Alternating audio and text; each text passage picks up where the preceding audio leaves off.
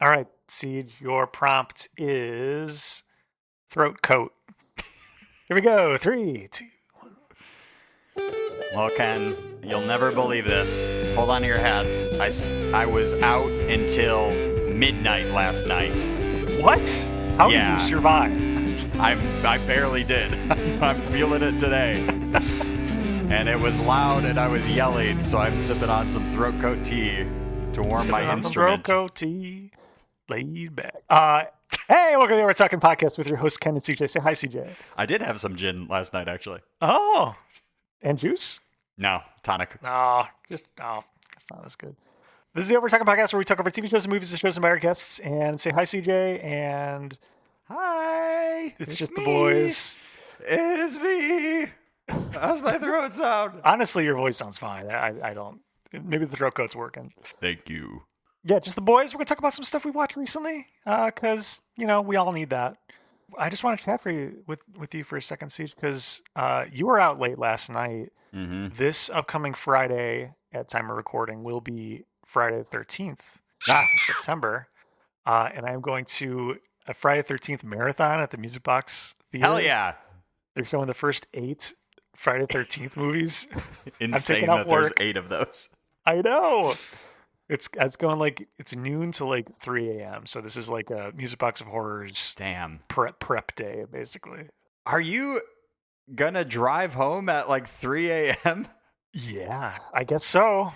That's the plan. I rented a parking spot and I'm just gonna, I guess, drive back. I don't know if I'm gonna actually make it the whole time because Part 8 is a movie we actually covered on the podcast before, Jason Takes Manhattan.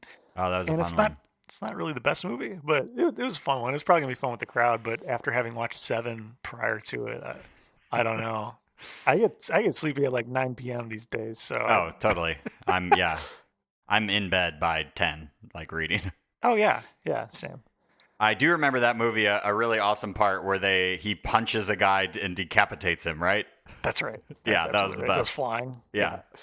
And I think into a dumpster. Yeah. Because, of course. Great movie. I am genuinely excited. I think it's going to be really great. Friend of the show and my brother-in-law, Nick, will be attending with me. And I think Meg might show up too for a couple. But yeah. Are you going to eat your weight in popcorn? That's right. And I get to try out the new chairs they have there. Oh, that's right. I just replaced them. So yeah. We'll see how that goes. Yeah, you'll have to report back. For sure. Yeah. Tune in, I think, next episode. So yeah, it's gonna be a long time watching a lot of these movies. I'm gonna have low energy, but maybe not because I got my Magic Mind, baby. The mental performance shot? You know it.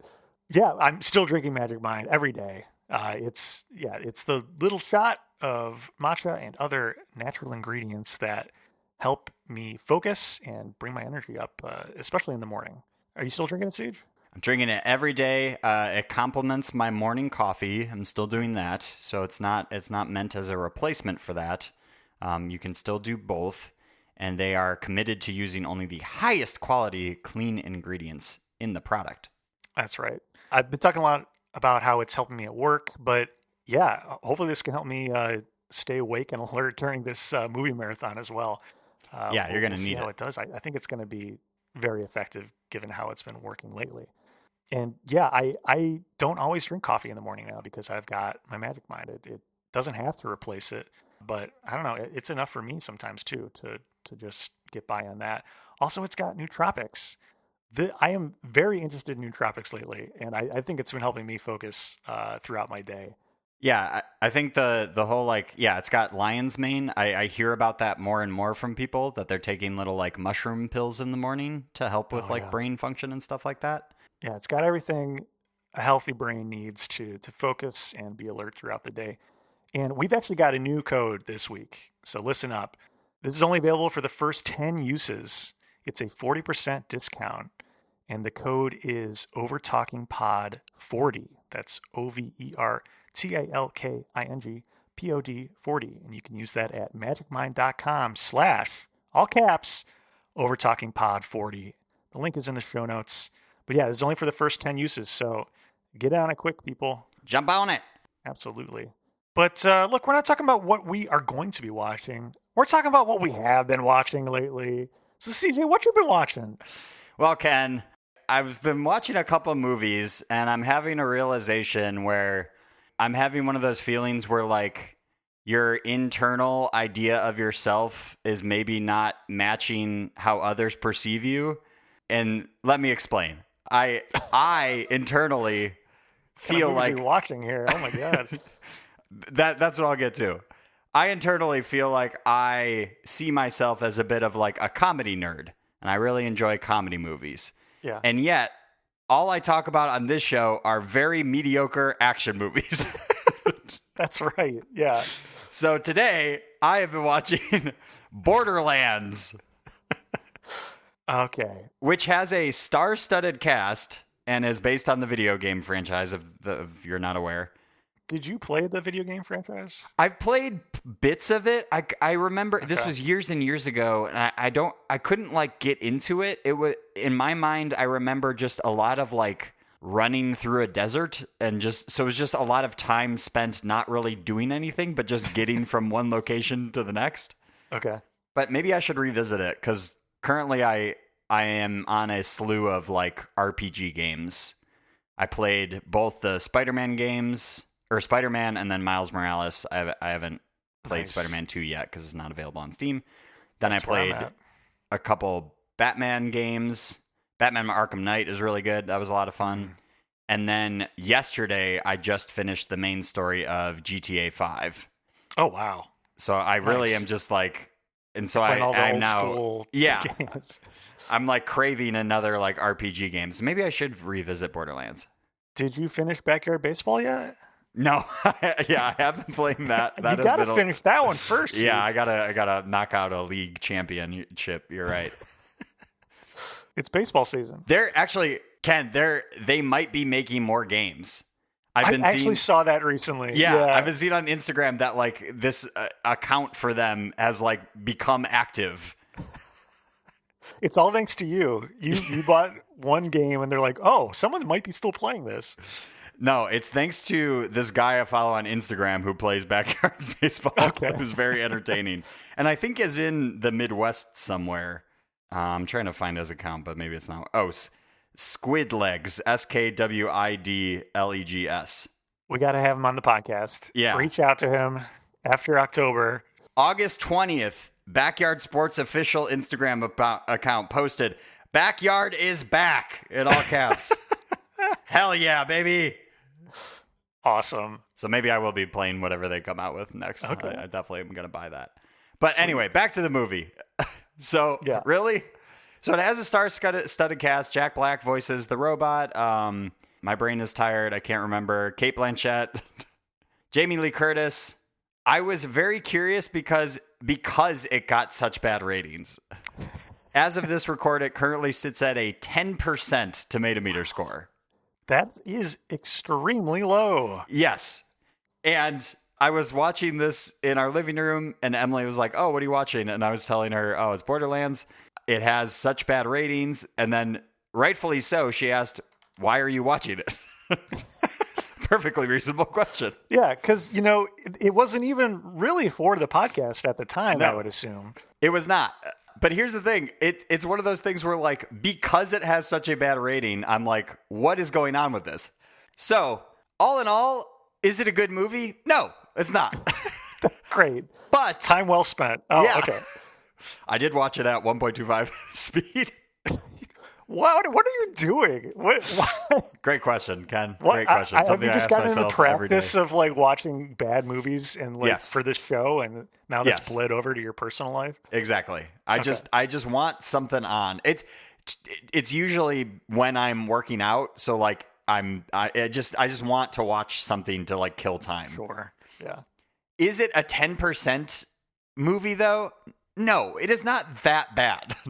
Okay. That's where I'm perplexed. Like, it's not a great movie, but it is the same as half of the movies I watch. Like, it is not that bad. All right, well, see, then I got to ask you, what would you rate it on a scale of 1 to 10 for you? For me, it's probably like maybe a 4. It's it's not a 1. That's nuts. Well, here's the thing with the critic score on Rotten Tomatoes, it's just a percentage of who rated it well versus who rated it poorly. So only 10% of critics rated it well. I think that's what that means. I think it's a rating of splat to full tomato. Yeah. I think. I'm not positive. Only one person rated it fresh, apparently, out of the critics. Okay. He's the guy holding up that score there. Or that's the top critics. Sorry, 16 out of all.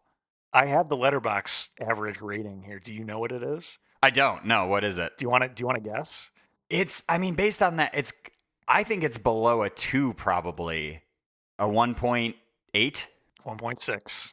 Yeah, okay, yeah. Yeah, it doesn't always average out to 3, apparently. Yeah, apparently if the when movie it's is that truly bad. it is bad, yeah.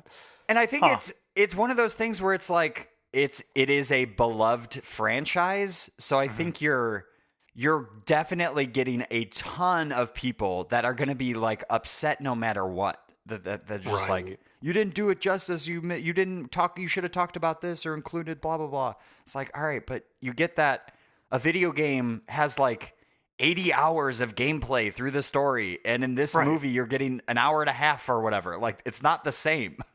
Do you remember the story at all from the game, or you didn't play it enough to really know? I definitely did not get far enough. There's also, I won't spoil it, but there's like a quote-unquote twist in the movie, kind of, and you see it from a mile away. Like, I called it so early on that they're like, oh, it's actually you? And like, yeah, obviously. But again, I don't, like, I think it's like a 4. It's not that bad, but it's also a gigantic box office flop. I saw the budget was like 110 million and it only made like 10 million. It's a real... That is incredibly bad. Yes. That is incredibly bad. Yeah. Wow. Yeah, really, really bad. They made back 10% of their budget. That is so bad. Yep. Wow. Okay. Oh, sorry. Box office is 31 million, but budget is 110 to 120 million. That's still... It's still really bad. Wow. Yeah. I mean, there's still time for them to make money back when, like... Well, I mean, there aren't even DVD sales anymore. I guess streaming rights? It's already available on streaming. Oh, it's already? Yeah. This thing's doomed. Wow, that's awful. It sucks. Came out on August 9th, and we're in September. At least, like, look cool? Because at least from the poster, I don't know anything about this movie, honestly. Yeah, it looked very colorful. Did it, like, at least look nice? Yeah, and it did. There are certain parts where you're like, oof, obvious CGI. Like, that doesn't look too great. But yeah, it is fun at parts. Like, there is a lot of action and people like fighting and stuff. So like, I didn't feel like bored ever or anything. So yeah, that's where I'm still like blown away that it's a 10%. Like, it's not that bad. But yeah, I realize I didn't even talk about the plot, but it's a group of people trying to find some alien vault on this planet. It doesn't matter. It's a ragtag group of people on a mission. That's it. Well, should people check it out? Not if you're working out and want something to throw on, to kill time, sure. But otherwise, no. I think you can skip this one. Okay. Well, if you want something actually good to watch... Ken, what you been watching? Yeah, I've been watching some stuff, and my internal view of myself, I feel like, is reflected by what I watch. So I think everyone kind of knows what... You're on brand. At least the first 2 movies I'm going to be talking about are. Yeah, I watched a horror short film, and by short film, I mean it's an hour long, but it's on YouTube, so it's not a real movie. Still a movie. It's a movie. I don't want to undercut it because it's very good. It's called Milk and Cereal, but cereal is spelled like serial killer. Serial killer. Yeah. Good name. It's an excellent name. The main character's name is Milk for some reason, and then the other main character's name is Seven. I don't know. It's a YouTube movie, but it's directed and stars Curry Barker, who has made some other pretty famous YouTube horror shorts. Specifically thinking of The Chair. I'm sure no one knows what I'm talking about, but CJ actually knows. Yeah, but you actually know him because he's also in like comedy. He does like absurdist comedy stuff, right? Yeah. So he's part of an Instagram like comedy troupe called That's a Bad Idea that I've been like fed. The algorithm is like, oh, you would like this stuff. And I do. For people listening, I think he reminds me a lot of like the Tim Robinson type comedy. Mm-hmm. It's like them being kind of like ridiculous and stuff like that. But people should check out the Instagram account. It's like that's.a.bad.idea, I think, or something like that. They're really funny guys. I assume most of those people are in this movie because there's other people in this movie, like his friends, and at least the other main star has been in some of his other stuff, so I assume they just work together. Yeah. But yeah, I don't want to say too much about this because I don't want to spoil it, but I will say it starts with the friend Seven. They have like this prank YouTube channel. And by the way, this is all found footage cam shot style movie.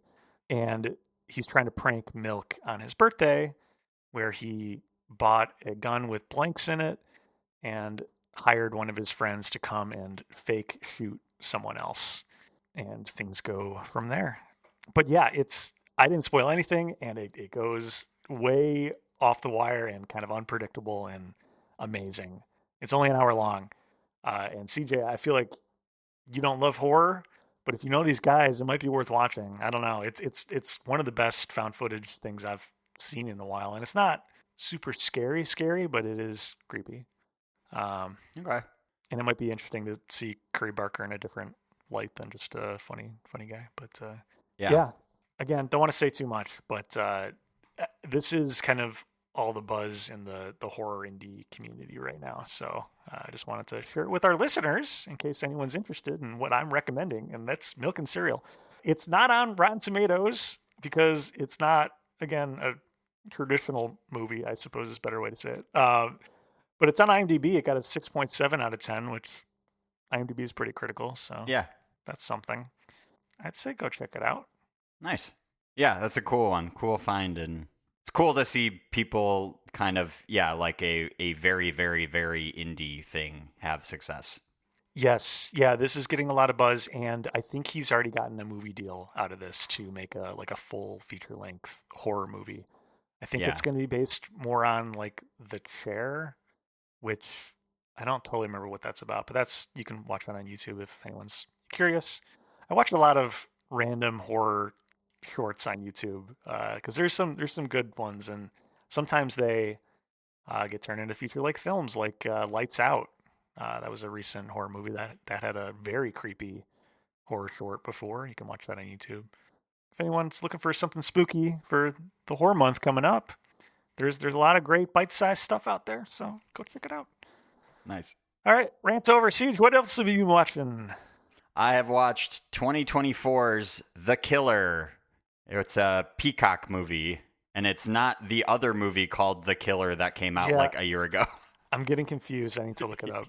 Yeah. 2024 or yes. 3? 2024's The Killer. Oh, crap. Yeah. That's even hard to search for.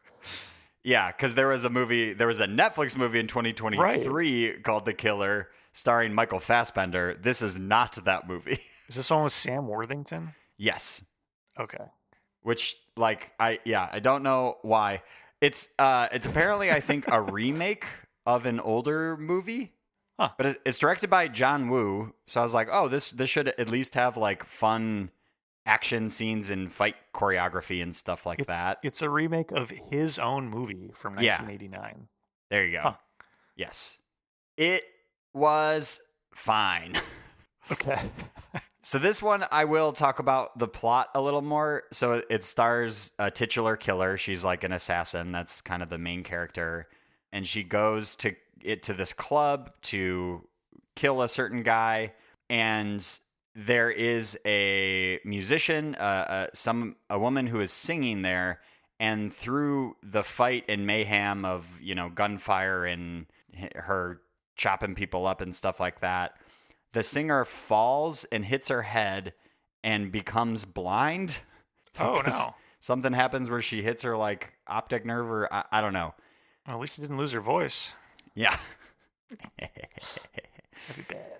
So then the killer is like, oh, shoot. Well, that's still like a witness, she gets away, and she's like, oh no, like a witness got away. The killer doesn't know that she was blind, and tracks her down to a hospital room, and then realizes she didn't see anything because she's now blind, and sort of takes a fondness to her and decides not to kill her. Okay. And then so there's a whole thing about then she kind of wants to defend her, but the killer's boss is like, no, you got to kill everybody. There's no witnesses, blah, blah, blah. And then she turns and teams up with like a cop at one point, and this is all in France. And at the end of the day, and then she regains her sight later on. Oh, spoiler! It doesn't matter. See, the tone that you're taking really makes me worry that once again you watch something that you really didn't enjoy. Is that the case? That is the case. Oh no! This one has a 58% on the tomato meter and a 51% audience score. So at least everyone is in consensus that this is perfectly average. Okay, great. And I would agree with that. Okay. I think for me, I also would probably give it like a 5 out of 10. It's like entertaining. Okay. There's some fun fight stuff, but again, it was so weird to have like, oh, let's make the character blind, so then she wants to save her. I don't know. That whole thing I just thought was like unnecessary and weird. And some mediocre acting for trying to play blind. Oh. People enter the room. I get that you can't see them, but I think if all of a sudden you heard a voice to your left, your head would still naturally turn in that direction. Yeah. Especially if you were previously sighted. Exactly. Yeah. So there's a lot of that where like she doesn't turn at all to look at whoever's talking. Is like, no, you still, your brain, that's not how that would work. I don't know. I hesitate to pass judgment on how someone who lost their sight might act, but at the same time, I can't abide bad acting in a movie. That takes me completely out of it, and then it doesn't matter how good the story is. I don't know. Yes. I think that part took me out of it a bit. So yeah, another mediocre movie I watched while I was exercising. Great. Oh, I'm sorry. I only have myself to blame, Ken. That's true. I do this to myself. I don't know why. I think I'm just fascinated by action movies. That they like keep churning out a million a year, and all of them are pretty average. Of course, yeah. It's can't all be winners, but I can't think of weird. many winners anyway, besides The Beekeeper. Yeah, which still shocked that you guys liked that more than I did. It was great. I love Jason Statham. I don't know. Actually, okay. Speaking of The Beekeeper, next on my list is gonna actually be a good movie. It's getting like amazing ratings. It's called Thelma. Have you heard about this at all? No, it was Louise not available, or is it like a prequel? No. It's when 93-year-old Thelma Post gets duped by a phone scammer, similar to The Beekeeper. Pretending to be her grandson. Exactly. She sets out on a treacherous quest across the city to reclaim what was taken from her. Oh, wow. So that sounds very much like The Beekeeper. Exactly, but it's a 93-year-old on like her moped, her little like scooter thing to get around. And it's supposed to be pretty funny. It's got currently a 99% on Rotten Tomatoes. Wow. Okay. Yeah. Wait, so you haven't seen it yet, though? No, I have not watched it yet. It's like next on my list. Next movie you're talking about, next movie you're going to watch. Got it. Yes. Yeah. Next movie I'm going to watch that should actually be really good. Let me know how it is. That sounds great. And then I really hope that they follow it up with The Beekeeper and Thelma. He like shows up in the post-credit scene. Yeah, or like she starts fucking shit up, and then he comes in and like finishes the job for her, and they high five, share a glass of honey or something. If only. Yeah, that's how I would write it. Siege, I have two more. I didn't tell you about the last one, but I'm just letting you know in case you have something else you want to throw in after what I'm about to talk about, which is M. Night Shyamalan's Trap. Oh. Have you seen trailers for this? Yes. The big, I feel like they're in a box, right? What? No, it's not that one. They're in a big window box. A window box? Yeah, what's that one? I don't know. What is that one? That's not this. It's not? I'm very curious what you're talking about, though, because that sounds good. I like window box. That sounds like Saw or something. All I said was window box. You're like, ooh, that sounds like a good movie. If they're trapped in it, I don't know. All right. Talk about Trap, and I'll find All right. whatever the hell I'm talking about. Trap is I can't stop thinking about Window Box, man. I gotta know. They're in a forest. They're in a room in a forest, and they hear you're noises. talking about, well, okay. I'm actually going to get to that in a second. That's called The Watchers. Okay. Okay, I'm going to get to that in a second because that is related to M. Night Shyamalan. That's actually his daughter. She wrote that. The Watchers. Okay. Yeah. And directed it. Maybe. I'm telling you, she directed it. Okay, good. All right, great. She directed that. Great. I think she's the oldest daughter of his, but actually his middleest daughter, Seleka, she goes by just one name. Shyamalan is not part of her last name. She's a singer-songwriter, and she also stars in Trap, which Trap is basically Josh Hartnett is a serial killer. This is all like straight up in the trailer and like in the premise. He's a serial killer, and they set a trap at this concert that he's taking his daughter to catch him. That's the whole movie. It mostly takes place at this concert that his M. Night Shyamalan's daughter Seleka is the headliner at. It's supposed to be like a Taylor Swift kind of following. I have seen I think a trailer for this maybe. Yes. Yeah. I saw a ton of trailers for this. I don't know why, but yeah, this feels like M. Night Shyamalan specifically made this movie to jumpstart his daughter's music career because it is all of her songs. She's literally singing them on stage, and she is featured very much so doing that. And she's good. I'm not saying like it's not deserved. It's just for sure like nepotism, probably. I don't know. But yeah, it was really interesting to see that. That's totally separate from like the plot of the movie, but like that's 100% what was going on here. And then she also acts in it too, because they eventually interact with her a bit. But yeah, really interesting. Did you know she also sings a song on the soundtrack for Old? No, but that makes sense. Yep. Of course. Did you see Old? No, God no. I also did not because I heard it wasn't great. Yeah. Spoiler alert, Trap is just fine. Okay. Also, probably, I'm assuming better than Old, but a lot of weird acting. Josh Hartnett's character is really weird, and a lot of like looking directly into the camera, talking to someone else, which I found off-putting, but maybe that was the point. The weirdest thing about this movie for me was how normalized they made it seem leaving the concert while it's going on and just walking around, not in a rush, not worried about missing it, which was the whole purpose of this daughter going to this concert.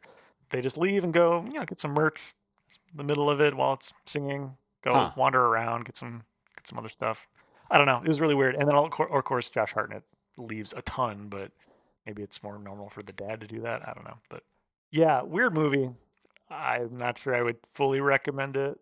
57% on Rotten Tomatoes, so it's pretty split too, but maybe a little better. For me, I'd give it a 6. Okay. It's fine. Yeah. I don't think there was any big twist as you would expect in an M. Night Shyamalan movie.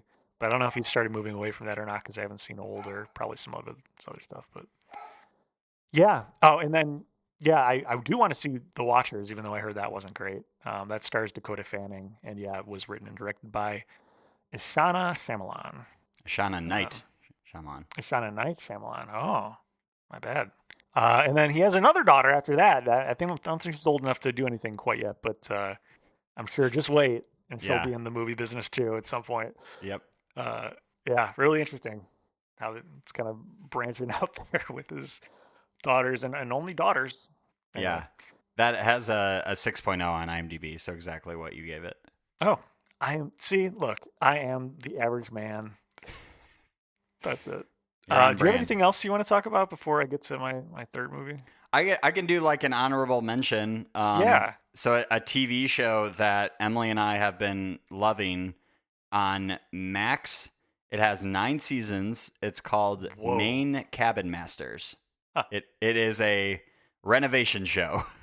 Oh, okay. It is about this small company in Maine where the brother is sort of the head of the construction and the sister does the design work. But then the sister's husband, is also works construction.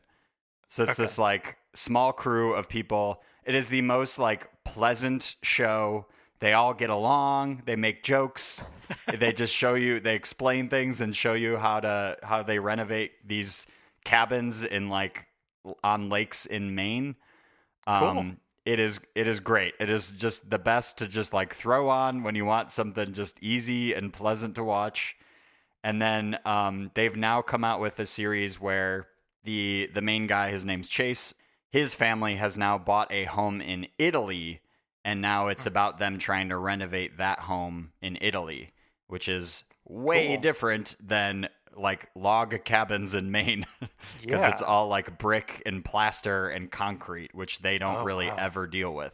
Right. Huh. Yeah. Cool. I highly recommend anyone out there. It's on Max. Like I said, 9 seasons of the show. It is just Insane. the most easy breezy, pleasant show to watch. It reminds me of. Do you ever watch Tiny House Nation? I've heard of that, but no, I have not. I don't know. There's a ton of these, right? But Yes. that's exciting. Cool. Are you But- going to get the renovation bug now and help Emily out with some house projects around the house? I mean, yeah, we are always doing stuff, and by we I mean Emily. That's what I meant. Yeah. I would slow her down. I think with a lot of this, she Oh, knows you're learning way more stuff than I now. do. Yeah, she'll have to teach me a lot. I think is what it comes down to. I have to be patient with my dum dum.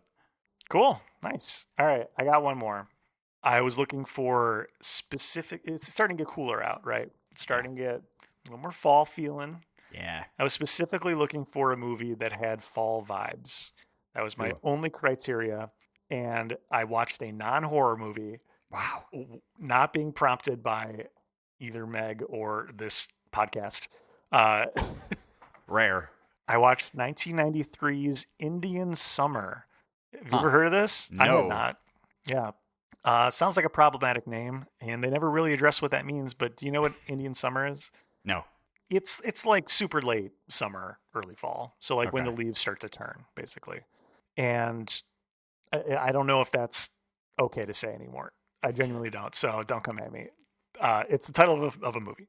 It's directed by Mike Binder, but it stars like a ton of like super big names. It stars Alan Arkin, Diane Lane, Bill Paxton, Elizabeth Perkins, Kevin Pollak, and for some reason, Sam Raimi's in it, the director of Evil Dead and Spider-Man. Huh. This is the only time I've seen him in a movie. I'm sure there's others, but it was really weird. He was like, so the premise of this movie is a bunch of people who used to go to camp together, summer camp together when they were younger, reunite back at their summer camp, called back by the head of the camp, who's played by Alan Arkin, and because it's like the last time that he's going to be running the camp, so he wanted to share it with them and remember all the good times back at camp. It's just a slice of life movie. There's really no plot beyond that. They just talk about where they're at in life and remember all the stuff that happened back at camp, and you feel left out of all of the stories because you weren't part of it. It's really weird. It's not the best movie. Honestly, the writing's pretty poor, but it stars a lot of good actors, so it's at least portrayed well. Would I don't you know. would you agree that this is a comedy as it's being advertised when I Google it? I don't know. It's lighthearted. It's a light movie. I wouldn't say it's funny. I mean, I guess they go for that. They like stick someone's hand in water while they're sleeping. Like dumb pranks and stuff is about as funny as it gets, I think. I don't know. They probably didn't have anything else to categorize Yeah. it as because it's not a drama. So it's got to be a comedy or it's nothing, which is kind of what it feels like. It's nothing. It's a nothing. It says comedy / romance, so like a rom-com. All right. Yeah, And, barely. and yeah, the DVD cover says a comedy about 8 friends who return to the best summer of their lives. Yeah, except for the comedy part and the romance part. That's true. Okay. Hey, it got 2 thumbs up from Siskel and Ebert. Did it really? Yep. Wow. Well, it's got 58% on Rotten Tomatoes, so that's better than some of this other stuff. It's fine. I don't know. It definitely has fall vibes. Like the trees are starting to turn. It's late summer. You get a little bit of summer, a little bit of fall, and that's all I wanted. So I was happy with it. But for me, I would rate it mediocre 5. I don't know. Just It's a fine. perfectly average movie. perfectly average movie to just put something on and not think about it too hard while good actors are on the screen. So Nice. yeah, that's all I watched. You got anything else, Siege? No, that's it for me. I've got a bunch of movies on my upcoming list, like Thelma and stuff. But yeah. Well, if anyone wants to watch ahead for next week, Yeah. we're going to be discussing Holes with Najabati returning. Holes. I feel like our generation all read that book too. That's right. Yeah. Yeah, I'm genuinely excited. I haven't watched it yet, but I am very excited to revisit it. Yeah, me neither. I absolutely loved that book and movie. I think I remember doing like a school project on it. Right? I had to make like a board with a bunch of things from it and stuff, like cut out things. And did your parents make you do that project, and they wanted you to plant stuff in the backyard, so they just put you to work? No, this was for school. Okay. Had to present it in front of the class. Oh, okay. But yeah, watch that ahead of time if you want to be in the know for the next episode. And then after that, baby, it's October time. Oh, no. Yeah. So we will be talking about some more stuff that we will tease, I'm sure, next time. But yeah, stay tuned. Got a lot of good content coming for your ear holes. I'm sure they love being described that way. You can follow us on all of the things at Overtalking Pod. Call or text us at USACat1591. Email the show at overtalkingpod@gmail.com or go to our website, which is real, overtalkingpod.party. And oh no, they're here. Guys, it's a little too early. It's not quite October yet. All right. No, they come every time anyway. So they're here to remind me. They're the Overtalking Overlords, by the way. Duh. They're here to remind you. If you like the show, please go on Apple Podcasts and Spotify and rate and review where applicable. Reviews are what help people find this podcast. I think you can do that in Pocket Casts now, actually, too. So if you want to rate us there, do that. And we spend money in advertising, so if you like the show, please tell a friend and spread the word. We'd really appreciate it. Thank you. Thank you. And check out Magic Mind. It's all in the show notes. It's the best way to support the show. Thank you. And as we always say at the end of every single episode, I'm hungry for some milk and cereal. Milk and cereal. Remember that? What was that? The song? Milk and cereal. Milk and cereal. Cereal and milk. Cereal and milk. This is like early aughts internet. Oh, I think when I was Googling milk and cereal, I think I saw that pop up. It had like millions of views. That must be it. Okay. Just two guys singing on a YouTube video? Yeah. Okay. I'll check it out. 1999's Milk and Cereal. Bye. This episode of the Overtalking Podcast was produced by Ken and CJ, edited by CJ. This week it was just the boys. Music by Justin Peters, logo by Nate Richards. Check out Nate's work on Instagram at Nate Richards Designs.